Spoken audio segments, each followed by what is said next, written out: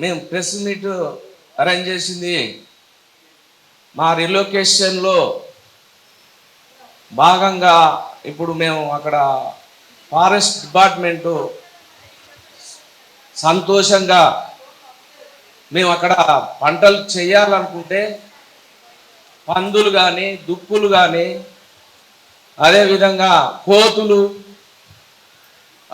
అదేవిధంగా పులులు ఎలుగుబంట్లు ఇవన్నీ మాకు జర పెద్ద అడవి కాబట్టి మాకు చేసుకోకుండా అడ్డంగా వస్తున్నాయి.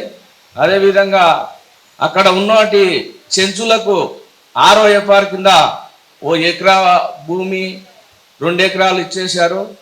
అవి కూడా మాకు మా పిల్లలు వాళ్ళు వీళ్ళు ఉండడం, కొంతమందికి అయితే అసలే భూమి లేదు. ఆ భూమి లేని వాళ్ళు ఇక్కడ మాకు గవర్నమెంట్ ముందుకు వచ్చేసి మాకు 5 ఎకరాల భూమి, అదేవిధంగా 18 ఏళ్ళు నిన్న పిల్లలకు 15 లక్షల ప్యాకేజీ, అదేవిధంగా ఇల్లు, మాకు 5 ఎకరాల భూమి ఇస్తున్నారు. కాబట్టి మా స్వచ్ఛందంగా మా 5 గ్రామాల ప్రజలు, అదేవిధంగా ఇప్పుడు సార్లపల్లి, కుర్చింతల బయలు, తాటిగుండాల, కొల్లంపెంట, అదేవిధంగా కొమ్మెన్పెంట, అదేవిధంగా ఇప్పుడు ఒడువర్లపల్లి, ఇవి మొత్తం స్వచ్ఛందంగా ఒప్పుకోవడం జరిగింది. దానికి కొంతమంది ఉంటారు, ఒక మా దాంట్లోనే మాకు ఉంటారు. అదేవిధంగా వాళ్ళకు ఇక్కడ ఉంటే ఈ చెంచోళ్ళ పేర్లు చెప్పుకొని వీళ్ళ పేర్లు చెప్పుకొని మేము ఏదో చేసుకోవచ్చు, ఏదో ఒకటి నువ్వు చేసుకోవచ్చు అని చెప్పేసి వాళ్ళు అంటారు. వాళ్ళ పిల్లలేమో పారర్లో చదవాలి, వేరే రాష్ట్రాలలో చదవాలి. మా చెంచు పిల్లలేమో మా చెంచు అక్కడ బతికే వాళ్ళ చెంచు పిల్లలు మాత్రం ఆ హాస్టల్ కూడా లేవు. అదేవిధంగా జిల్లాకు దగ్గర వస్తున్నాం కాబట్టి మాకు అంతా సంతోషంగా బాగుంటుంది. ఓ 20 కిలోమీటర్ల దూరంగా ఉన్నాం. మా పిల్లలు చదువుకుంటారని, ఎడ్యుకేషన్ ప్రోగ్రాం బాగుస్తుందని, మాకు బాగుంటుందని చెప్పేసి మా సంతోషంగా మేము ఒప్పుకోవడం జరిగింది. మీకందరికి నమస్కారం. నా పేరు సాయిలమ్మ, మాది కొల్లంపేంట, అమరావతి మండలము. మేము ఎందుకంటే మాకు పెంటలల్లా అప్పుడున్న అవకాశం ఇప్పుడు లేదు. ఎందుకంటే జంతువులు ఎక్కువైనాయి, రోడ్డు మంచిగా లేదు, చదువు అనేది పిల్లలకు మంచిగా లేదు, ఆరోగ్యంగా హెల్త్ ప్రకారంగా అంబులెన్సులు రావు, మాకు నీళ్లు కూడా మంచిగా లేవు, కాలువల నీళ్ళే తాగాలి. వెనకటికి ఎప్పుడో పెద్దలు తాగినరు, వాళ్ళకు చెట్ల స్త్రీ వాళ్ళు తిన్నారు కాబట్టి వాళ్ళకు నడిచింది. ఇప్పుడు మనం ఎరువు మందులు వేసిన పువ్వు తింటున్నాం కాబట్టి ఆ నీళ్లు తాగితే మనకు కడుపులో మా పిల్లలకు మొత్తం కడుపులు పెరిగి చనిపోతుండ్రు. ఇప్పుడు గర్భవతులను తీసుకుపోవాలంటే వాళ్ళకు అంబులెన్స్ రాదు, రోడ్డు మంచిగా లేక. మాకు అసలు రోడే లేదు, మాకు రోడ్ వేయలే. కాకుంటే ఫారెస్ట్ వాళ్ళు వాళ్ళ జంతువుల కొరకు వాళ్ళు రోడ్ వేసినందుకు మాకు ఆ రోడ్డు ఉపయోగపడుతుంది. కానీ అది ఎన్ని రోజులు అవుతుంది, మాకు రోడ్డు లేదు. ఇప్పుడు గర్భవతులు తీసుకుపోవాలంటే వెనకటికి బట్టగడ్డి తీసుకుపోయినరు, కొంతమంది చనిపోయారు, కొంతమంది బతికించుకున్నారు. ఈ కాలం వల్ల ఎవరు ఎట్లా కట్టుకపోతారు? అందరూ చదువుకొని తెలివికి వస్తుండ్రు. చెంచు వాళ్ళు కూడా పెంటలల్లో ఉండి చదువు అనేది లేదు. మాకు బడిలు లేవు, అంగన్ బళ్ళు లేవు. ఇప్పుడు కరెంటు కూడా లేదు. కరెంటు ఉంటే కరెంటు తోటి ఇంత ఏదో వ్యవసాయం చేసుకుంటాము, లేకుంటే టీవీలు పెట్టుకొని టీవీలలో చూస్తాం. ఈ ప్రభుత్వం ఏం నడుస్తుంది, ఎట్లా ఉంటుంది అనేది చూస్తాం. ఇప్పుడు మాకు కరెంటు కూడా లేదు. కరెంటు లేదు. పిల్లలు ఇప్పుడు 10 చదువుతారు, 12 చదువుతారు, 15 చదువుతారు. వాళ్ళు ఏదన్నా అపకాయం చేసుకున్నామంటే వాళ్ళకు సెల్లులు సిగ్నల్ అనేది వస్తలేదు. వాళ్ళు చదివి వేస్ట్ కదా, ఎన్నడొస్తుంది మాకు తెలివి. అందు గురించి మా ఇష్టపూర్తిగా మేము 2012లో మేమే మా సొంతంగా మేమే దరఖాస్తు ఇచ్చినాం. అచ్చంపేటలో డిఎఫ్ సార్కి ఇచ్చిన నేనున్న మా ఆయన బుచ్చయ్య పోయి మేము వెళ్ళిపోతాం సార్, మాకు ఇక్కడ ఉంటే బాగుండదు, మా పిల్లలు తెలివిపోటు రాదు, చెట్ల పోట దొరుకుతారు, తెలుగులు రావు, మట్టిలో ఆడతారు, తెలుగులు రావు, మేము వెళ్ళిపోతాం సార్ అంటే, ఎందుకమ్మా మీరు వెళ్ళిపోయేదంటే మాకు అవకాశం బాగాలేదని అన్నాం. సరే చూద్దాం ప్రయత్నం చేస్తామని అదే ప్రయత్నం ఇంతసేపు అయ్యింది, ఇన్ని రోజులు పట్టింది మాకు. మేము పోయి ఆడ చూసినాం, భూములు అందరం చూసినందుకు మాకు మంచిగా అనిపిస్తుంది సార్. ఎందుకంటే 5 ఎకరాల భూమి వస్తుంది, ఇల్లు వస్తుంది, ఇంకేం కావాలి మనకు? జీవితం ముఖ్యమైనది ఇల్లు భూమి. రైతుగా మారాలంటే భూమి కావాలి, ఉండాలంటే ఇల్లు కావాలి. ఇల్లు ఉంది, భూమి ఉంది, 2 వస్తున్నాయి. తర్వాత మనం అవతల డబ్బులు కావాలంటే అది మన ఆలోచన. అందు గురించి మాకు మంచిగా అనిపిస్తుంది. మేము అక్కడ పోవాలనుకుంటున్నాం. మాకు ఎవరు అడ్డొచ్చినా ఆగదు ఇది. ఆ విలేజ్ వచ్చేసి కుమ్మన్పేంట.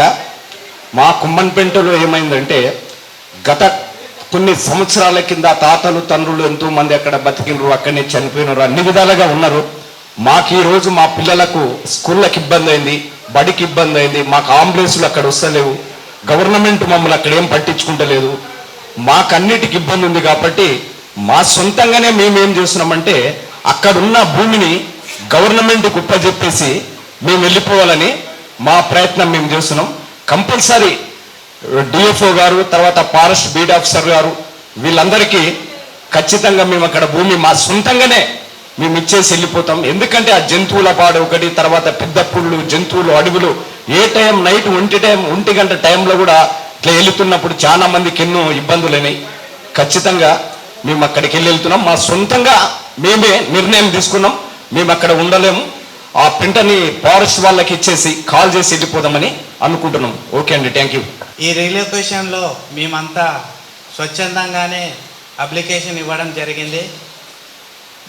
అయితే కొంతమంది బలవంతంగా తీసుకెళ్తురని కొంతమంది ఇట్లే చేయడం జరిగింది. కాకపోతే మేము సొంతంగానే వెళ్ళాలనుకున్నాం కాబట్టి మేము అప్లికేషన్ ఇచ్చాం. దయచేసి ఎవరు మేము వెళ్తున్నప్పుడు మీరు ఎలాంటి ఇబ్బందులు పెట్టకుండా ఈ రీలొకేషన్ని విజయవంతం చేయాల్సిందిగా కోరుకుంటున్నాం. సార్లపల్లి గ్రామం అనేది 1950 గెజిట్లో కూడా సార్లపల్లి గ్రామం అనే ఉంది, పెట్ట కాదు. అయితే ఇక్కడ కొంతమంది వ్యక్తులు ఏం చేస్తున్నారంటే ఆదివాసులను బలవంతంగా తరలిస్తున్నారు అని హైలైట్ చేస్తున్నారు తప్ప వాళ్ళు ముందుకు తీసుకొస్తే హైలైట్ అవుతుందని. సార్లపల్లి గ్రామంలో గత 75 సంవత్సరాల నుంచి అన్ని వర్గాలకు చెందిన ప్రజలు ఉన్నారు. ఒక్క వర్గం ఆదివాసులు ఒక్కరే లేరు. ఆదివాసులు, బీసీలు, ఒడ్డెర, యాదవ్స్, ఎస్సీలు అన్ని కమ్యూనిటీకి సంబంధించిన వాళ్ళు ఉన్నారు. మాకు దాదాపు ఇక్కడికి వచ్చి మీటింగ్ పెట్టాలంటే 250 కిలోమీటర్లు. వాళ్ళు ఇంత దూరం వచ్చి ఇక్కడ మాకు ఇష్టం లేదు అని యాంటీ రిలోకేషన్ వాళ్ళు చెప్పినందుకు మేము ప్రత్యేకంగా ఇంత దూరం రావాల్సి వచ్చింది, ఇక్కడ ఈ మీటింగ్ పెట్టవలసి వచ్చింది. మాకు 417 కుటుంబాలు, 417 అప్లికేషన్లు వచ్చినాయి. 160 మంది ఆప్షన్ 1 ఎంచుకున్నారు, 260 మంది ఆప్షన్ 2 ఎంచుకున్నారు. ఎవరి బలవంతం లేకుండా స్వచ్ఛందంగా రీలొకేషన్ పోయే ప్రాసెస్ జరిగింది. 2006 ఎన్టీసీ యాక్ట్ ప్రకారం స్వచ్ఛంద రీలొకేషన్ అంటే ఎవరి బలవంతం లేదు. ఎన్జిఓలు కానీ, ఫారెస్ట్ డిపార్ట్మెంట్ కానీ, ఇంకెవరు కానీ మమ్మల్ని బలవంతం పెట్టలేదు. ఆప్షన్ 1 లబ్ధిదారులకు కూడా 24 కోట్ల రూపాయలు కాంగ్రెస్ గవర్నమెంటు ఏప్రిల్ 25 తారీఖు నాడు జమ చేసింది అకౌంట్లలో. ఇది అంతా అయిన తర్వాత జీర్ణించుకోలేని కొంతమంది వ్యక్తులు రీలొకేషన్ అది ఇది అని మాట్లాడుతున్నారు. రీలొకేషన్లో ఎవరి బలవంతం లేదు. ఇప్పుడు మాకున్న సర్పంచ్ గారు 2014లో ఏం భూమి ఇస్తారు, ఏమి ఇస్తారు, మాకు ఈ రీలొకేషన్ వద్దని చెలో కలెక్టరేట్ పాదయాత్ర కూడా చేసిండు. తర్వాత ఆయన ఇక్కడ ఉన్న అందరి పరిస్థితిని, మా పరిస్థితులను గమనించి అరే ఇది అందరి భవిష్యత్తు కోసమని ఆయన మాతో పాటు ముందుకు నడిచి ఈరోజు ఈ ప్రాసెస్ను దాదాపుగా 95% అయిపోయింది. అక్కడ పనులు కూడా స్టార్ట్ అవుతున్నాయి. ఈ టైంలో కొంతమంది ఇష్టం లేదు, బలవంతంగా తరలిస్తున్నారు అనేది వేరే దుష్ప్రచారం చేస్తున్నారు. అక్కడ మీడియా వాళ్ళకు అందరికీ తెలుసు లోకల్లా ఎంత కష్టం ఉన్నది, మాకు ఎంత ఇబ్బందులు ఉన్నాయి, రోడ్లు, కరెంటు, ఆ పరిస్థితులకు మేము మెరుగైన జీవితం కోసం అక్కడికి వెళ్తున్నామని తెలుసు. కాబట్టి అక్కడ మీడియా వాళ్ళు ఏది రాయారని ఇక్కడ దాకా వచ్చి వాళ్ళు ప్రత్యేకంగా దుష్ప్రచారం చేస్తున్నారు. నిన్న మొన్న కొన్ని ఇంగ్లీష్ పేపర్ కానీ, తెలుగు న్యూస్ పేపర్ అయినా మీడియా కథనాలు అసత్య ప్రచారాలు చేయడం వలన ఈరోజు మేము కూడా ప్రెస్ క్లబ్లో మీటింగ్ పెట్టడం జరుగుతుంది.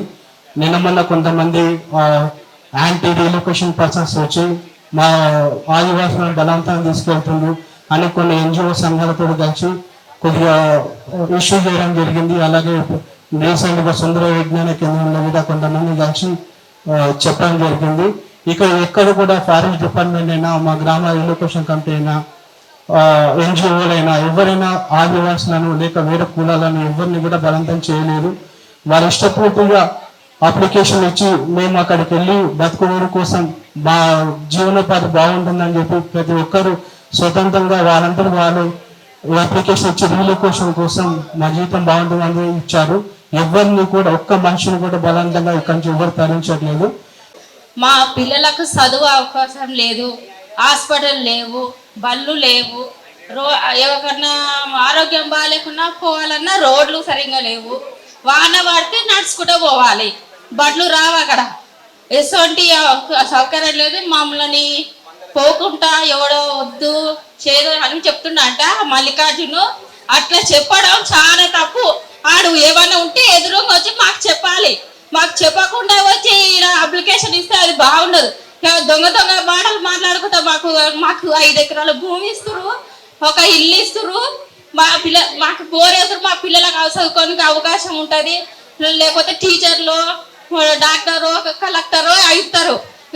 పోతా అడవిలోనే ఉంటే చదువుతారా? ముందుకు వస్తారా? చెంచాలు ముందుకు రావాలంటే ఎట్లా వస్తారు? అడవిలో ఉంటే ముందుకు వస్తారా? ఇక్కడ బయటకు వస్తే ముందుకు వస్తారా? చెప్పండి. భలే మాటలు ఇప్పుడు అంటూనే కదా ఎవరు ఆడ భూములు బాగాలేవు, అవి బాగాలేవు అని. ఇప్పుడు చెప్పవా నువ్వు? ఇప్పుడు మాట్లాడు. ఆయన చెప్పిన అన్ని మాటలు కావు, ఆడ ఉండి చూసి తెలుస్తుంది ఎటువంటి ఇబ్బందులు. వాన వస్తే గుడిసెలు కురుస్తాయి, అట్లా కరెంటు లేదు, నీళ్లు లేవు. వాగలో నీళ్ళు తెచ్చి మీకు తాగితే తెలుస్తుంది. ఆ నీళ్ళు తాగి మా పిల్లలకు ఎట్లా సుస్తులు అవుతున్నాయో, ఎట్లా చనిపోతారు అవన్నీ. ఇలా ఉండి మాట్లాడగం కాదు. మాకు ఇష్టం పూర్తి అవుతున్నాయి. ఎవ్వరు బలవంతం పెట్టలే, పారిశోళ్ళు బలవంతం పెట్టలే, ఎవరు బలవంతం. మాకు నచ్చి మా అందరికి ఇష్టం ఉండి మేమే అప్లికేషన్ ఇచ్చి మేము పోతున్నాం.